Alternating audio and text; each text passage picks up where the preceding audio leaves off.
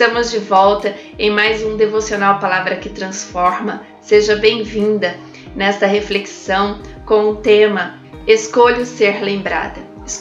Escolho ser lembrada de que forma?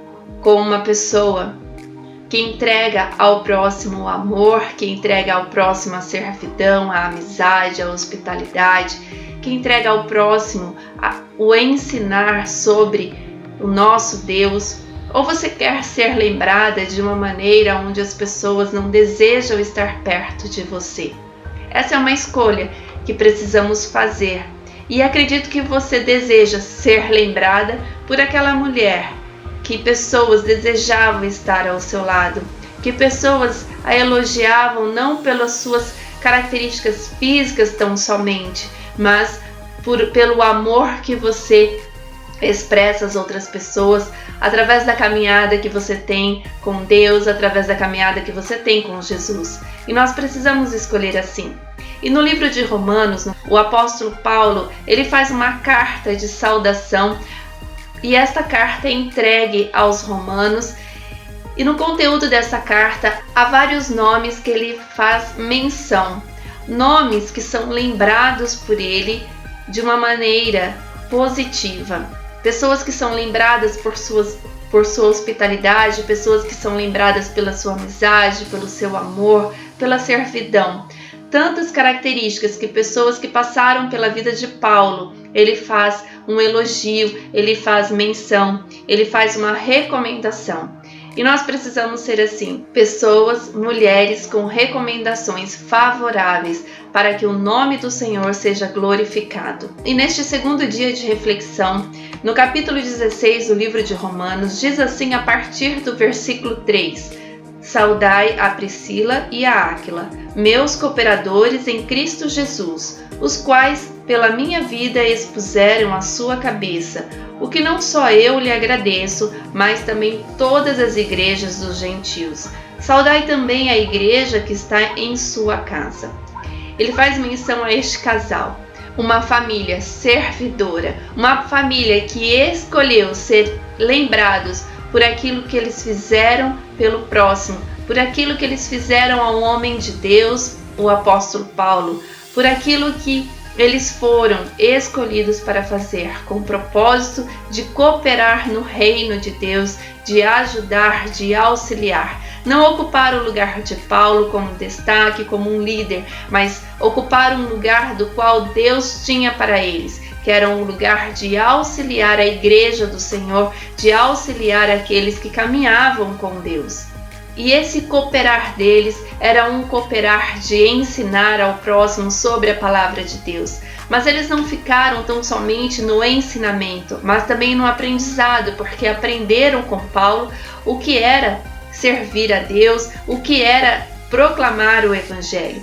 Nós precisamos então, em unidade na nossa família, sermos lembrados não somente por aqueles que ensinam, mas aqueles que são ensináveis, aqueles que são prontos a ouvir um conselho, são prontos a entender o ensinamento que outra pessoa deseja também nos oferecer. Nós precisamos ser lembrados como uma família com propósito de servir ao próximo. E a descrição de Priscila e Áquila está no livro de Atos, quando este casal tem um encontro com Paulo. Eles tinham a mesma profissão de Paulo. Eles construíam tendas e eles não competiram com Paulo. Nós não podemos ser uma família que compete com outras famílias. A habilidade que o Senhor tem colocado para nós, o ministério que Ele tem colocado na nossa família, ele não deve ser um ministério de competição para com as outras famílias, mas um ministério de auxiliar, de cooperar, de ter parceria com outras pessoas. É assim que o Senhor deseja, como um corpo de Cristo, como uma família em Cristo, ajudar uns aos outros, assim como Priscila e Áquila fizeram. E eles abriram a porta de sua casa para que ali também fosse uma casa de oração, fosse um lar de deleite de outras pessoas enquanto ali estavam adorando ao Senhor. E nós precisamos ser assim, abrir a nossa casa como uma casa de oração, como uma casa de adoração ao Pai, e ali ter o nosso ensinamento, convidar pessoas para se juntar à nossa mesa, para que em volta de uma mesa tenham conversas que edificam, não conversas que destroem ou conversas de fofoca e de comparações, mas conversas que edificam uns aos outros. E Áquila e Priscila, eles tinham um olhar para o próximo, porque diz aqui que eles expuseram a sua cabeça. A vida deles correu perigo por eles estar próximo do apóstolo Paulo. Quantas vezes somos criticados, somos ceifados porque abrimos a nossa casa para ajudar uma determinada família e outras pessoas não entendem esse estender a mão. Quantas pessoas falam que situação é essa que você vive hoje, uma situação delicada financeiramente, por exemplo, e mesmo assim você estende as suas mãos ao próximo. E é isso que o Senhor quer que nós sejamos companheiros e parceiros daqueles que também caminham com o Senhor, assim como fez Priscila e Áquila. E eles tinham uma característica tão forte de ser uma família servidora. Diz aqui nesse versículo 4 a respeito do agradecimento que toda a igreja tinha a respeito desta família. Quantos estão agradecendo a sua servidão ao próximo? Quantas pessoas olham para a sua casa e falam: ali eu encontro paz, ali eu encontro Deus, ali eu encontro amparo, socorro, porque é uma família que estende a mão ao próximo. Conheço uma pessoa, uma mulher, que sua casa semanalmente é aberta para que mulheres estejam ali aprendendo sobre Deus e orando. E as pessoas que ali se aproximam falam para ela, fazem essa declaração: aqui é uma casa de oração, porque aqui eu encontro paz, eu encontro aconchego. E é assim que a nossa casa deve ser reconhecida, deve ser lembrada, como uma casa de deleite, uma casa onde os corações descansam, porque encontram Deus na nossa casa. E o que eu acho assim, mais interessante para chamar a nossa atenção também nessa reflexão é a respeito de Priscila, a esposa.